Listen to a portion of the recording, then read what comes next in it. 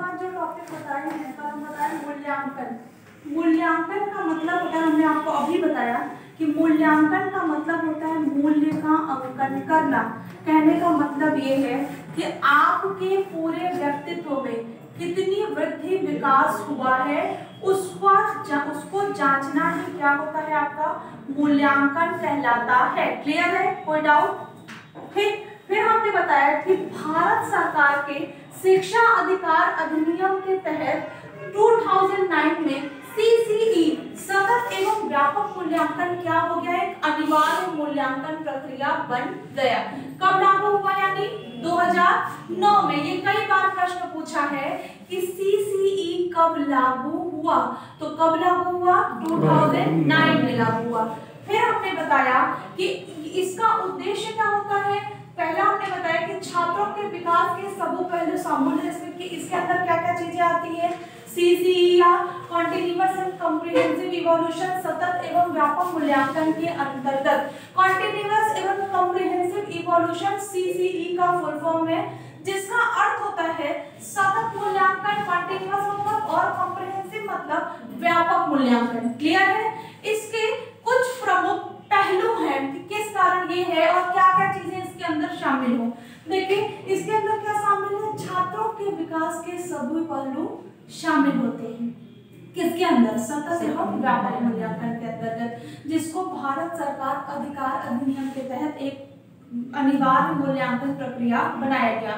उसके अंदर क्या क्या शामिल होते हैं, छात्रों के विकास के सभी पहलू शामिल होते हैं। मतलब अगर वो पढ़ने में अच्छा है तो वो खेलने में भी अच्छा हो, बोलने में भी अच्छा हो, लिखने में भी अच्छा हो, डरे ना, अपने आप को स्टेज पर रिप्रेजेंट कर सके, तो उसके ओवरऑल जो डेवलपमेंट है पर्सनालिटी का, वो सारी प्रक्रियाएं सतत और व्यापक मूल्यांकन सीसीई पैटर्न में शामिल होनी चाहिए। क्लियर है, कोई डाउट? ठीक। उसके बाद लिखा है कि ये क्या होना चाहिए, ये क्या है, उन्नतशील प्रक्रिया। उन्नतशील मतलब प्रोग्रेसिव है, उन्नतशील प्रक्रिया है जो दोहरे उद्देश्यों पर बल देती है।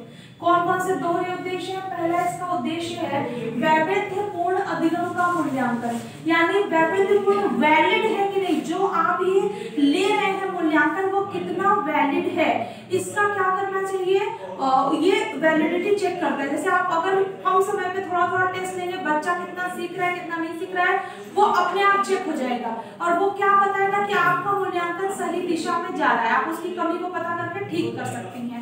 दूसरा उद्देश्य होता है आकलन में निरंतरता, यानी निरंतरता मतलब कंटिन्यूटी हो, ठीक है, कि थोड़े थोड़े समय पे बच्चे को चेक किया जाए कि वो किस क्षेत्र में कितना सीख रहा है। क्लियर है, कोई डाउट?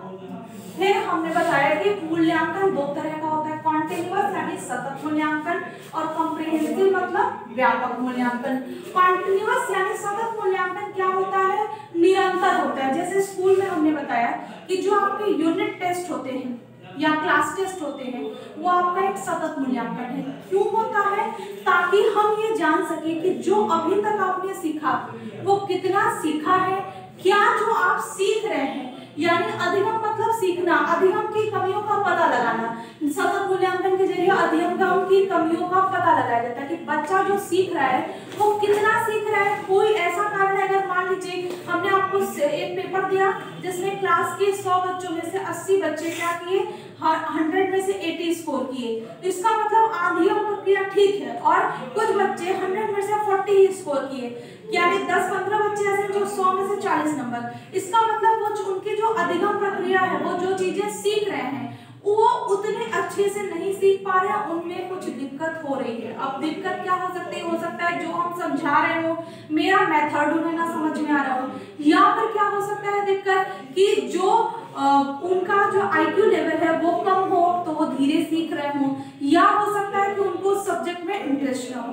तो हम सतत मूल्यांकन के जरिए क्या पता लगा सकते हैं, अधिगम की कमियों का पता लगा सकते हैं। फिर लिखा है कि सतत मूल्यांकन में क्या कर सकते हैं, हम सही तकनीकी का प्रयोग करके उन कमियों को दूर कर सकते हैं। अब हमें ये पता लग गया कि बच्चे को विषय में रुचि नहीं है, तो हम उसको कुछ इस तरह से पढ़ाएं कि उसकी रुचि उत्पन्न हो विषय में, या हमको ये समझ में आए कि बच्चा दरअसल ये समझ ही नहीं पा रहे कि हम क्या बता रहे हैं, तो हम अपने टीचिंग जो मेथड है, टेक्निक है, उसको चेंज करेंगे। तो तो वो आपका क्या हो गया, सतत मूल्यांकन। सतत मूल्यांकन के जरिए हम कमियों का पता लगा लिए, सही तकनीकी का प्रयोग करके उस कमियों को दूर कर लिए। ठीक, अब देखिए कुछ बच्चे इसी में अच्छा नंबर पाते हैं, कुछ कम नंबर पाते हैं, कुछ एवरेज। तो हम जो अच्छा नंबर पाते हैं उनसे कहते हैं कि इसी तरह से पढ़िएगा ताकि आगे भी आप मेंटेन रखें, अपने नंबर को अच्छा कर सकें। तो हम उन्हें प्रेरित कर रहे हैं ना। जो अगर कुछ एवरेज बच्चे जो अच्छा कर सकते हैं लेकिन बीच में आए हैं नंबर लेके, उनको भी हम कर सकते कहते हैं कि अभी इस टेस्ट में कम नंबर आया है लेकिन आगे आप बहुत अच्छा कर सकते हैं, तो पढ़ते रहिए। कमजोर बच्चों को हम ये बता सकते हैं कि आपने ये गलत लिखा है, ऐसे ऐसे लिखा है, आप इन चीजों पे अगर काम करेंगे तो आप बहुत अच्छा काम कर सकते हैं। तो हम उन्हें क्या करते हैं, प्रेरित करते हैं। क्लियर है। फिर हमने बताया कि विषय में रुचि उत्पन्न की जाती है। विषय में रुचि उत्पन्न मतलब कोई कितना भी खराब सब्जेक्ट या बोरिंग सब्जेक्ट हो, अगर हम बहुत इंटरेस्ट के साथ पढ़ाएं, उसको इंटरेस्टिंग मेथड से पढ़ाएं, तो विषय हमेशा रुचिकर हो जाता है। तो ये सतत मूल्यांकन के सारे पॉइंट्स थे कि दरअसल सतत मूल्यांकन होता क्या है और क्या होना चाहिए। ठीक, व्यापक मूल्यांकन सीधा समझिएगा, जो आपका हाफ ईयरली टेस्ट होता है वो आपका एक व्यापक मूल्यांकन है। उसमें क्या होता है, शैक्षिक और सह शैक्षिक गतिविधियों का मूल्यांकन होता है, यानी उसमें वाइवा भी होता है, उसमें आपका जो असाइनमेंट होता है वो सब भी लिया जाता है, उसके भी स्कोर जुड़ते हैं, एक्टिविटीज के भी स्कोर जुड़ते हैं। तो वो होता क्यों हो कि उस बच्चे की वृद्धि विकास यानी आंतरिक और बाह्य हर तरह की चीजों का क्या हो सके, मूल्यांकन हो सके उसमें। क्लियर है, किसी को कोई डाउट है उसमें। ठीक, तो ये आपका व्यापक और सतत मूल्यांकन है। देखिए व्यापक और सतत मूल्यांकन के कुछ लक्ष्य या उद्देश्य हैं प्रमुख, और इनसे प्रश्न पूछता है कि निम्नलिखित में सतत और व्यापक मूल्यांकन के क्या प्रमुख उद्देश्य हैं या क्या प्रमुख उद्देश्य लक्ष्य है। तो देखिए हमने आपको बताया कि सीसीई का मुख्य उद्देश्य क्या है, विद्यालय में उपस्थिति के दौरान क्या करें, छात्र के हर पहलुओं का मूल्यांकन करना। यानी सीसीई का मुख्य उद्देश्य कि अगर बच्चा स्कूल में है तो उसके ओवरऑल कितना डेवलपमेंट हो रहा है इसका हम मूल्यांकन कर सकेंगे, उसका मुख्य उद्देश्य है। फिर हमने बताया कि इसका उद्देश्य क्या होता है, इसका उद्देश्य होता है कि निदान और उपचार के साधन प्रदान करना। जैसे अगर हम स्कूल में बात करें कि कुछ हमारे बच्चे हैं सर, प्रिंसिपल से और मैनेजर से हम बात करेंगे सर हमारे कुछ बच्चे हैं जो थोड़े से IQ के हिसाब से कम है, उनके लिए एक रेमेडियल क्लास अरेंज हो, तो वो हमें क्या करेंगे, वो क्लास प्रोवाइड करेंगे। क्यों करेंगे, बच्चे की ग्रोथ रेट अच्छी हो, डेवलपमेंट अच्छा हो, तो वो क्या करेंगे, हमें एक उपचार के साधन दे रहे हैं। ठीक, अब हम कहें कि उनको कुछ एक्टिविटी करानी, कुछ हमें चार्ट चाहिए, कुछ हमें मैप चाहिए, तो वो हमें क्या करेंगे, प्रोवाइड करेंगे, या हम खुद उनको प्रोवाइड करें बच्चों को। तो वो क्या होता है, इस मूल्यांकन सतत और व्यापक मूल्यांकन का लक्ष्य क्या होता है, निदान और उपचार के साधन देना।